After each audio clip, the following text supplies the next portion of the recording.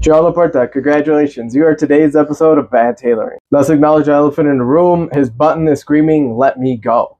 If this is custom, it might have been from a few years ago. And if it is, he can still let this out. If it's off the rack, he's kind of out of luck.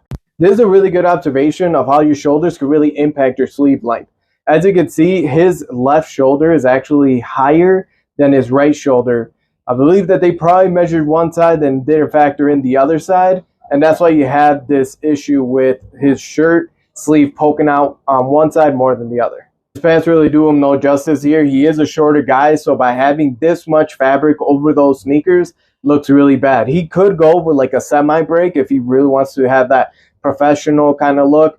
And then with the sneakers, this isn't the proper sneaker to wear with this kind of suit. It just seems like his stylist was trying to like mix in all these formalities, just didn't turn out good. Let me know if I missed anything.